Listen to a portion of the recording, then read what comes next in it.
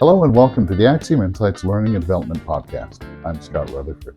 This podcast series features interviews with L&D experts about driving performance through learning. So today we're going to tackle the human side of a complex system rollout. And what we're talking about is ERP systems, CRM systems, claims, billing, the type of projects that live in IT but succeed or fail based on people.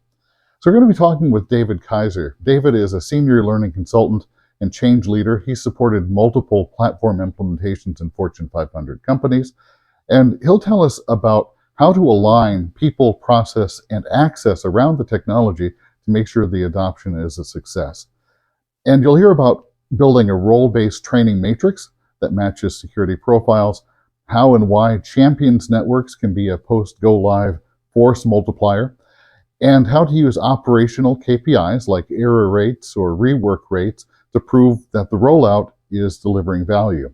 We'll also get practical about feedback loops, documentation control, and the leadership shift needed to look at the rollout as moving from controlling outcomes to empowering people.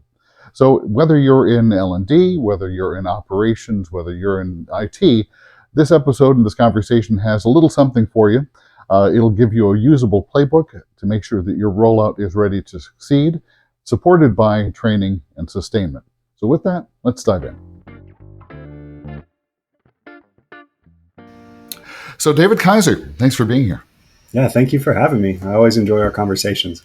So we're going to explore systems rollouts today, and I was hoping for the general audience we could try to just explore, well, hey, what are we talking about with a systems rollout? And I'll name drop a little bit. People have heard of Oracle or Salesforce or Sage, but when you talk about a system rollout, what are we talking about within a company?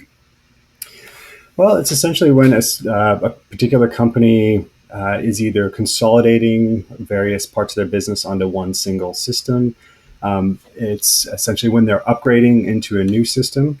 A lot of companies that we've seen over the years, they'll grow through acquisition, and when those acquired pieces come into play, they're coming in with different systems and different processes. And so they'll take a big moment to actually get everybody on the same system and then therefore the same process. And that helps downstream with high-level reporting. If they have any system-wide changes they want to push down, they can do that across the company because everyone's on the same platform using the same process.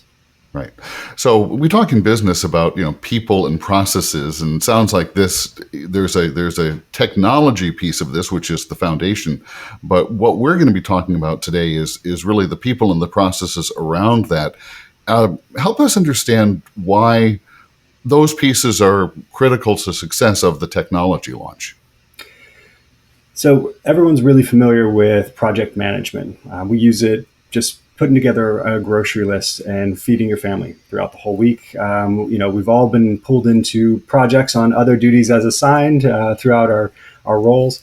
And so there's a lot of clarity in that. And that is essentially the what and the how. So what are we going to be doing? How are we going to get it done? That bit that's more than the technical piece that makes projects really successful is the change management side of things. And that really, just if you boil that down in the most simplest terms, that is the who and the why. So who will be doing the work, who will be transitioning that work, and why do they actually care about doing that? Why is this important to the company as a whole? So let's dig into this using the example. You've worked on multiple projects like this, but you just finished recently a large Fortune 500 healthcare industry company going through a large platform migration. Tell us about that rollout, and so what was it and what were the challenges?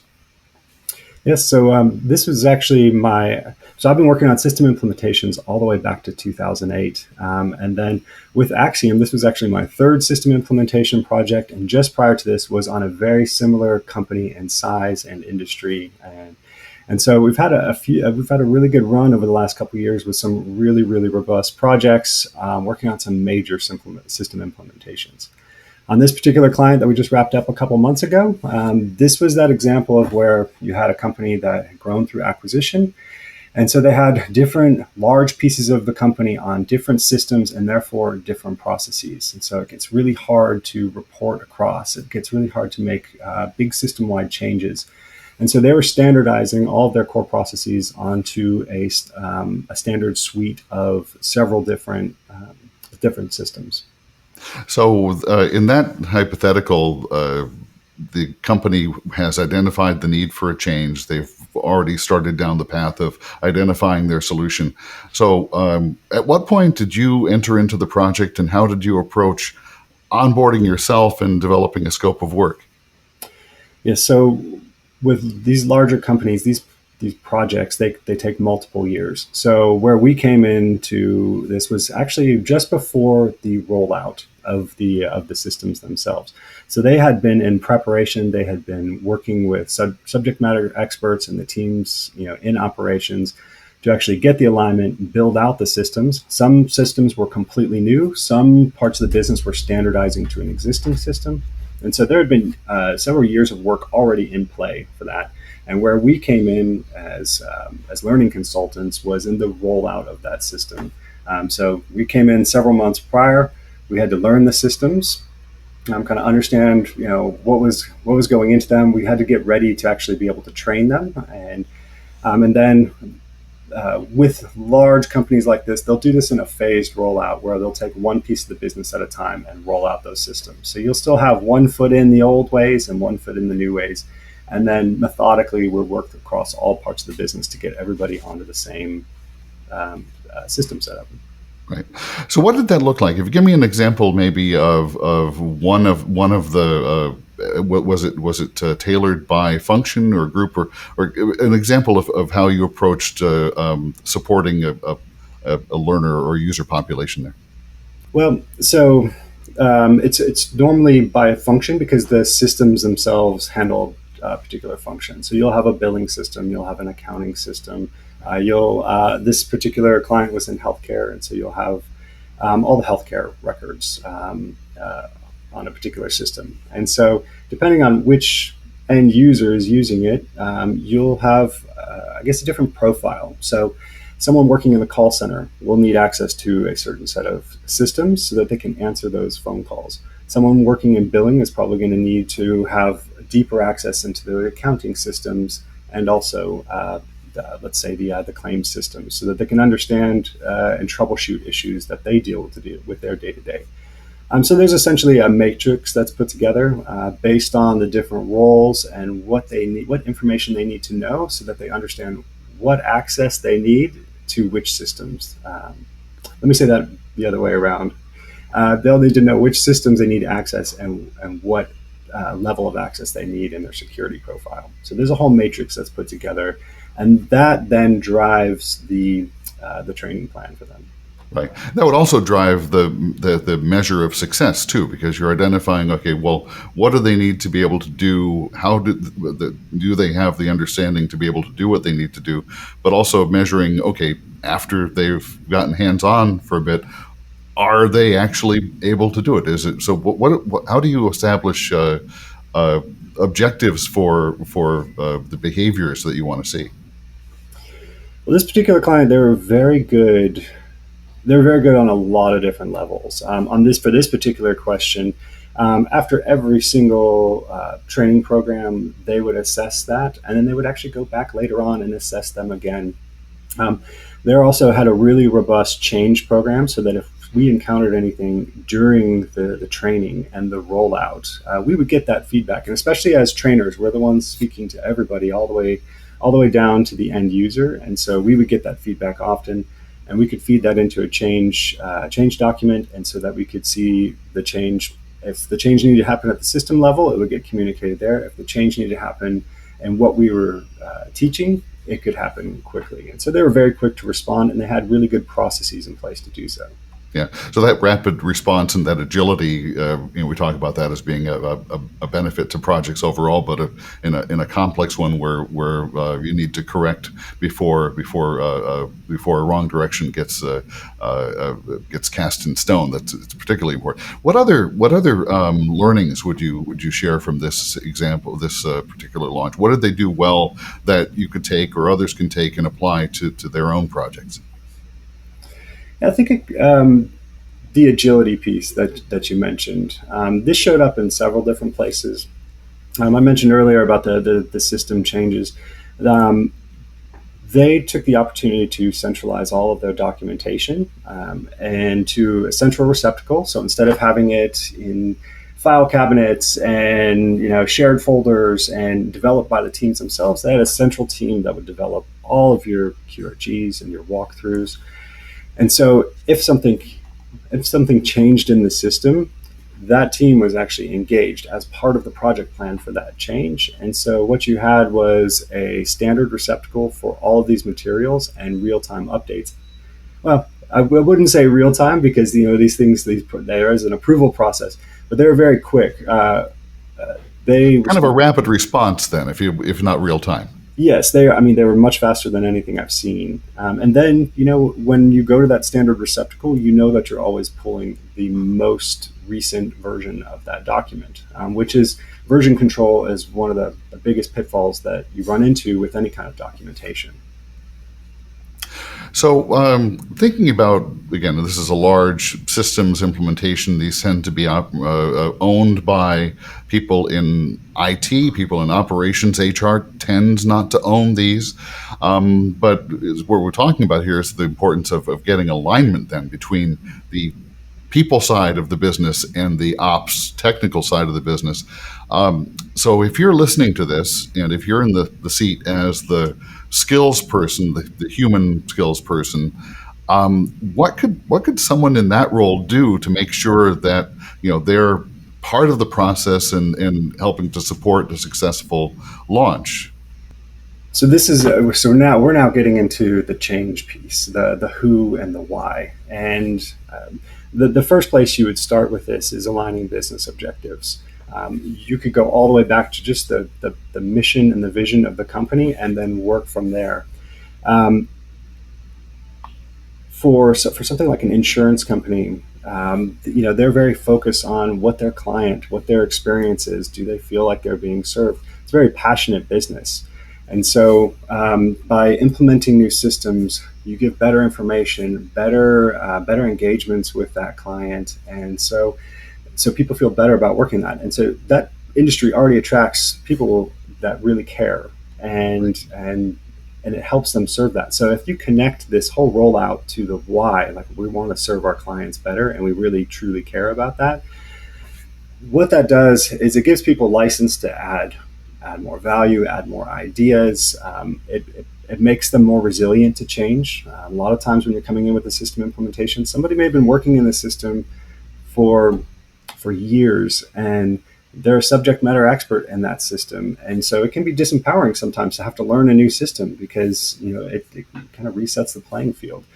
And so that change can be hard. And so by aligning it to something bigger than ourselves, but something that we all value within that company, people can really step up and they're motivated by something bigger than themselves. Right. And that's a very different way to approach change management, approach sort of understanding folks' motivation than the default, and I'll be a little crass here, the default is to say, okay, it's a new system, you get on or get out, which I would be lying if I said that doesn't happen sometimes, but that's relying on a whole different type of, and I'll put motivation in air quotes, but it's a different way to try to leverage behavior. What you're talking about is much more, it's an intrinsic motivation, right?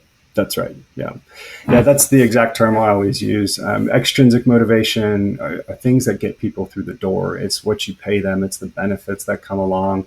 Intrinsic motivation is obviously prestige is a really big intrinsic motivator.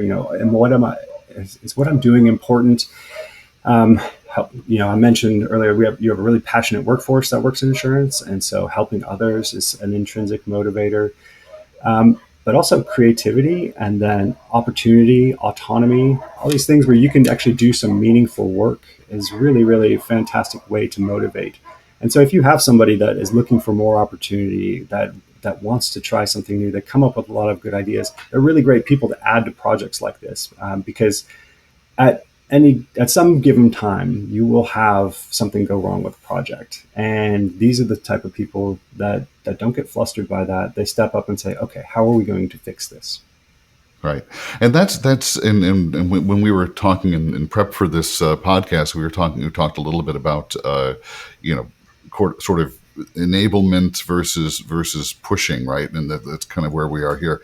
But so talk me through the difference it can make when you have people who are sort of aligned with the mission, working within the project to help push it forward. What does that look like in practice, and how does that change the result and the outcome?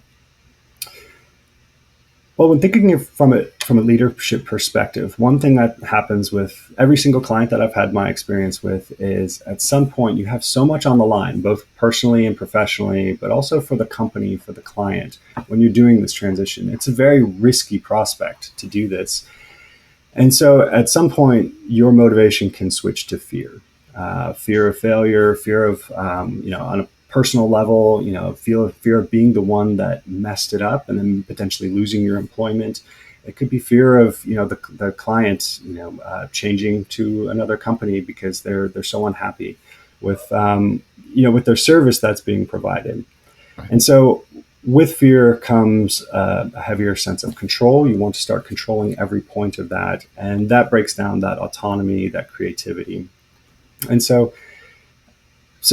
I guess from a leadership perspective, being cognizant of what's actually driving you. Do you have the courage to actually push something through and take a little bit of risk? Or are you being driven by fear? If you remove that fear element out of it, then that opens up your people to actually to create solutions, to try and pilot different ideas, and it creates a psychologically safe environment for everyone to kind of work together and find a solution in the most efficient manner. So let's take the conversation back a little bit in terms of, again, using this project as a case example. We've talked about understanding how we motivate folks to carry forward, but I wanted to take a step back and look at sort of the structure of the project, because you mentioned you're brought in, the project's already underway. You have multiple phases of work you're looking at.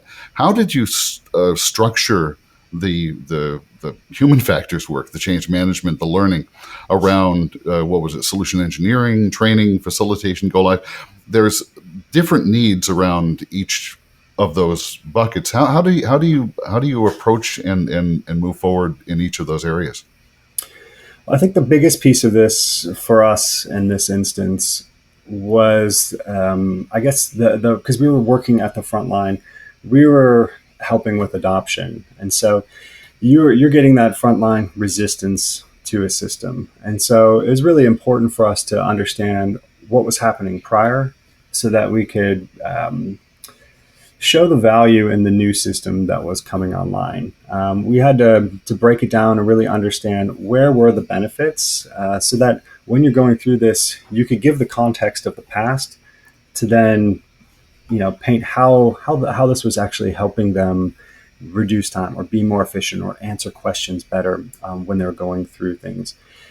Then in live training, you have to understand the system and the process enough so that when people do bring up ideas and come back, you can either find a solution for them in the moment. We could park that and find a solution utilizing the SMEs that were assigned to that particular process, which this company was really good about having embedded SMEs in all the different functional teams that we were able to reach out to and discuss with them, okay, how can we answer this particular question? And then if it took a system change, if there was something that they just could not do, then there was an escalation structure in place for that as well. That could either go to change the materials or it could go change the actual system and process itself. Right. And so we had different levels of issues that would come about. And a lot of times they would come through us because we were right there. We were teaching the end user. So a lot of the solutions design and engineering had been done already. For the first pass had been completed and they had built it out. But there are always things that get missed once you start going live and you turn the system on and you realize, oh, we need to do this a little bit different. We had, very clear processes on how to get those resolved as quickly as possible. Yeah, and there's almost a way to look at it to say, you mentioned training frontline staff, and anyone's worked, having worked on frontline staff in my earlier career and worked with since, it is sometimes a little bit of a thankless job. But also, there's a sort of an old truism that if you want to know what's really going on, talk to the folks on the front line, because they know where the brand is, where the disconnects are. They see it and they live it. So when we're talking about training that frontline team on a new system, it's natural that the person doing training delivery is going to be their first point of contact because you're right there, you're with them. But also you have to build, I would say, this is my word, credibility with those folks, because if they raise an issue, whether their training materials are off, whether the system implementation, there's a dialogue box or something else that needs to be fixed, it needs to be addressed. Normally, I would assume pretty quickly, because otherwise they're going to be looking at you going, well, we told you about that last month. What's going on? That's a really good point. And it even goes deeper than that, because that's just honoring their feedback and giving it weight. And you have a duty to actually give that feedback to make their job as streamlined as possible. But also in these trainings, we stress the importance of what their job is. Like every single job in the entire company is part of a larger machine, but it's all absolutely essential. So it's an opportunity to honor what they do and kind of celebrate what they know and the contribution that they're giving. This is a skill. This goes all the way back to the first implementation I ever worked on. It was for a cash accounting team, and people would come in, they would do bank account uploads, and it was a very mundane job, but we really stressed the importance of that job, because by doing that on time, cash sweeps went in, money moved around, and then we were able to, it was for a mining company. So we were able to buy a new tractor over at this mine site. And so what they did seemed mundane, but we really stressed the importance of that. And that goes across any role in any company. So it's important to stress the value that they're adding so that they know that they're doing something important. And then the second piece is the system piece, where making sure that they understand the value that system's bringing to them. And then if there's something that they can improve, through their ideas, honoring that by making sure that it gets escalated properly. In our conversation the other day, we started chatting about, and I wanted to ask you to take us through sort of the roadmap or best practices that can support user adoption. So there's these each, I think, require a little bit of explanation so we understand what this looks like. But can you take us through kind of in your experience, what if there's a checklist for best practices, what needs to happen to set yourself up to be successful? Yes. So in change management, the two models I've worked with the most are Kotter's 8-step model and the McKinsey 7S model. I like Kotter's 8-step model because it explains a lot of the theory of why we do, like why these is important. Like we talk vision and mission ad nauseum in so many different circles, but they really, truly are important. And so Kotter's does a really good job of explaining that.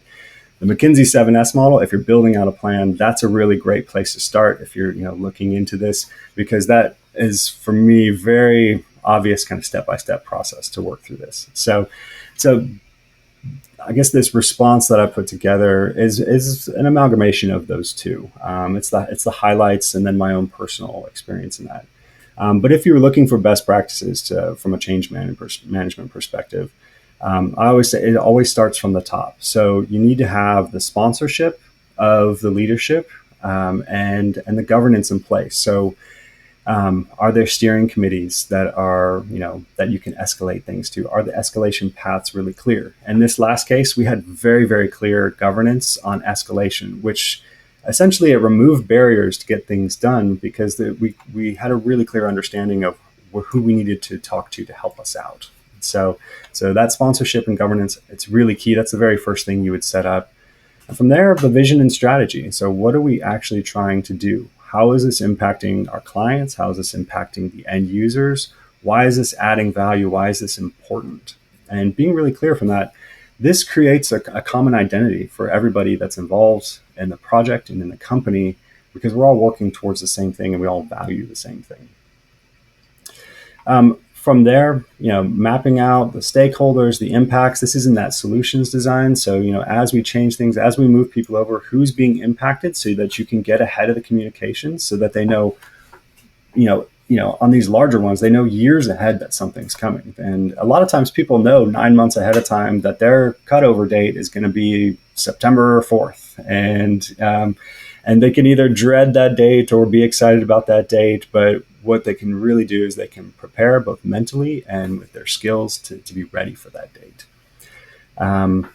Standing up a champions network, I've heard them called ambassador networks. A really common term is SMEs, but essentially having not only people who are best in the process, but they're influencers. They care. They're really passionate about helping people. These are the people that will go over and above because they truly care. And I ran into some world-class champions at this last contract, and people I admire so much now that, if I ever go back to that city, I would call them up and ask them out to dinner, because met some really, really, really wonderful people that were in these positions. But they are the people that will be, down on the front lines after the training team's gone, after, the stabilization for the project is gone. They're the ones that are going to pick up, that process and those changes and the system feedback, and they're going to be the ones running with it. And they're also going to help out immensely with training. And so, right. And linking this also, by the way, into HR and people management can be an important sort of cross-pollination, because the same people who might be the champion in the project might also be someone that could be looked at or should be looked at perhaps as a high potential program participant, or someone who's this is a stretch assignment. Yes, because often they're still doing their normal day-to-day. Right. And they do it because they really care. This actually goes back to our comments about intrinsic and extrinsic motivation. These people are highly motivated by intrinsic motivation, right. By the prestige, by the creativity, by the autonomy. They want to make a difference, and they love what they do. Yeah, and by giving them an opportunity, really recognizing their passion and their skill, it helps their personal growth, helps their professional growth, but also, it would seem like, an outcome of this that's maybe not within the written scope of the project is, we're supporting the growth of people and their skills, which makes for a healthier, stronger organization. It's an important benefit, because also as those people rise, they create a vacuum to pull up others behind them. And so you end up getting this excellent talent pipeline by giving these opportunities and to make a difference. Right. So I'll stop my aside here, but you were taking us through best practices. Yeah. We have the champions. What's next? All right. What's next? So this is kind of more on the project management side of things, but setting up objectives and KPIs. This is really important. And I've worked across multiple industries, at mine sites, measuring hours on machinery, hospitals measure everything you could possibly imagine. But setting up KPIs and metrics are really important, because you have to give milestones. Like, people measure time in their head and they measure their progress through these KPIs. So it's important from a leadership perspective to understand project success. But it's also very important at all levels, essentially, to understand the value that they're adding. If you have really strong KPIs that are linked to really valuable, like really true value-adding tasks, and you can see that there's improvement there, people see that the sacrifice they've made to do this implementation was worth it. From a project perspective, these are just a few, but they kind of cross over between. But designing role-based training. So on this last project, this was really well done. Just having a really solid matrix to understand which systems are needed, and then most importantly, which access is needed. Access can be one of the hardest things to do. It seems very simple, but it could be that you get somebody into the accounting system, but they don't have the visibility to see what they need to see.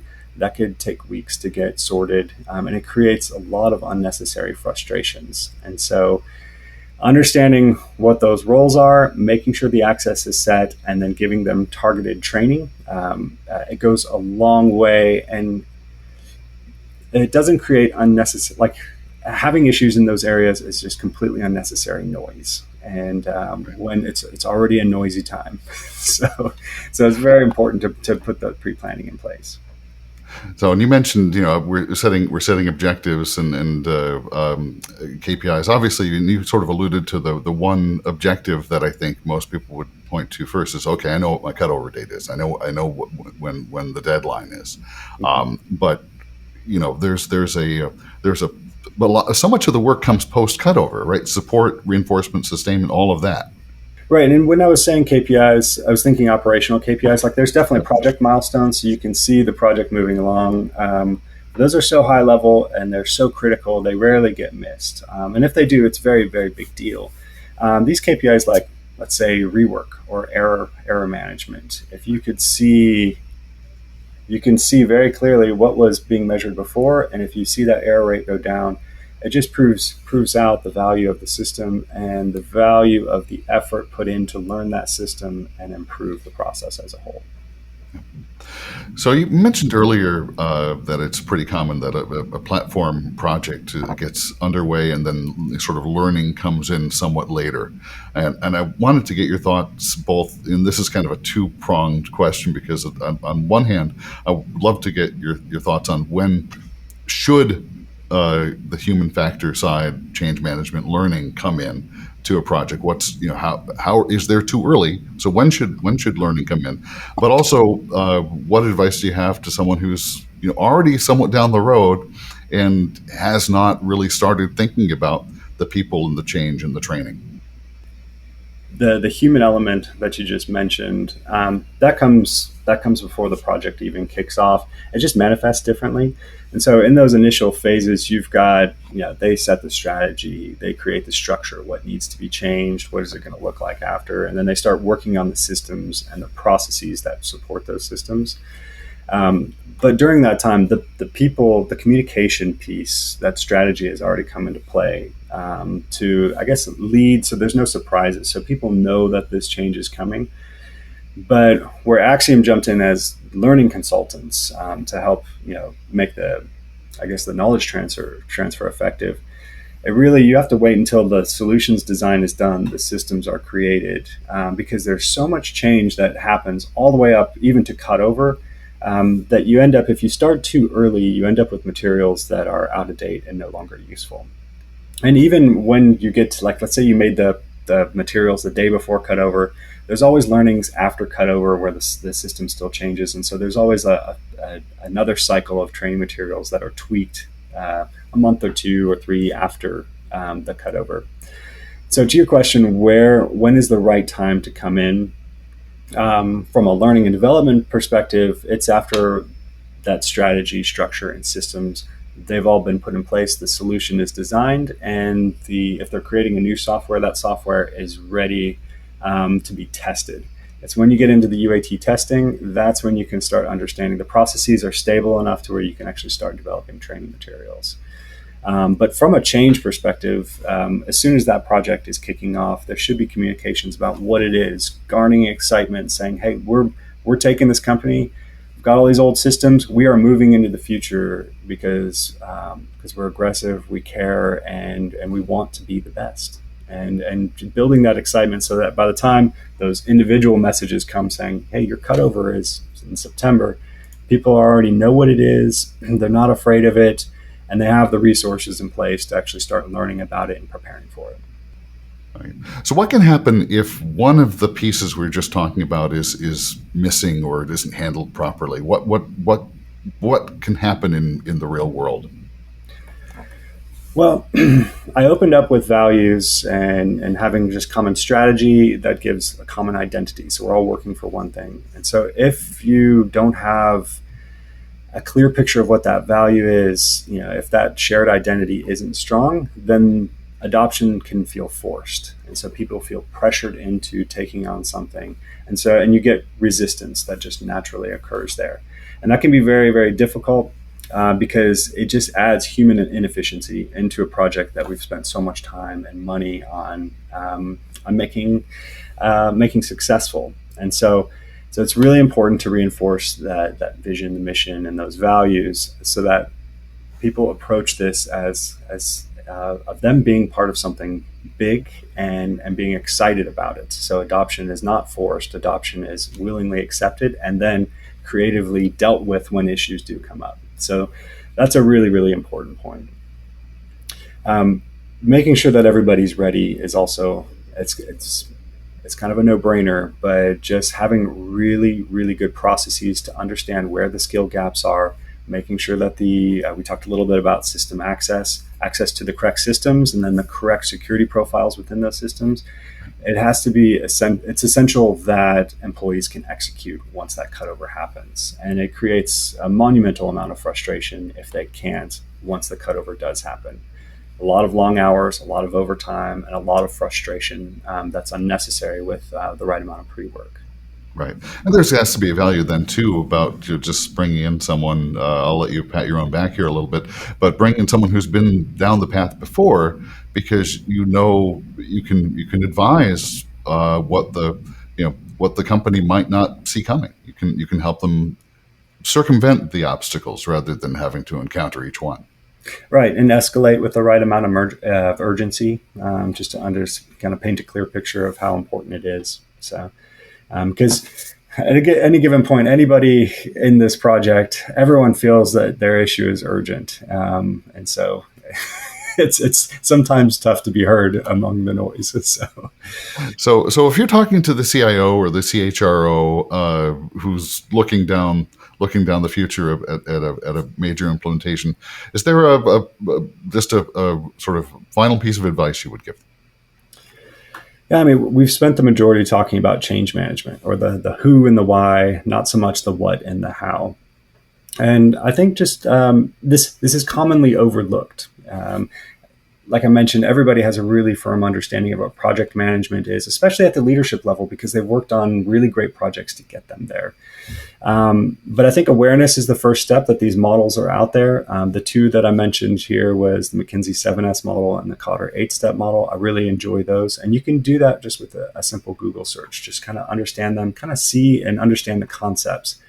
When you apply those concepts to your experiences as you think back, it becomes real obvious to kind of see where you could interject these ideas, and it makes a big difference. So these system implementations, they're always going to be stressful. But when you shift that lens and you use these models to go from controlling outcomes to empowering people, you're going to deliver on the project. But there's also all these lasting benefits that happen downstream where you're really unlocking the full potential of your workforce. Great. And I'll put links to examples of those models on the episode page for this episode at axiomlearningsolutions.com/podcast. But David Kaiser, I appreciate your perspective and your expertise, and thanks for being here. Thank you so much. I enjoyed it. This has been the Axiom Insights Learning and Development Podcast. This podcast is a production of AXIOM Learning Solutions. AXIOM is a learning and development services firm with a network of learning professionals in the U.S. and worldwide, supporting L&D teams with learning staff augmentation and project support for instructional design, content management, content creation, and more, including training delivery and facilitation, both in person and virtually. To learn more about how AXIOM can help you and your team achieve your learning goals, visit axiomlearningsolutions.com. And thanks again for listening to the AXIOM Insights podcast.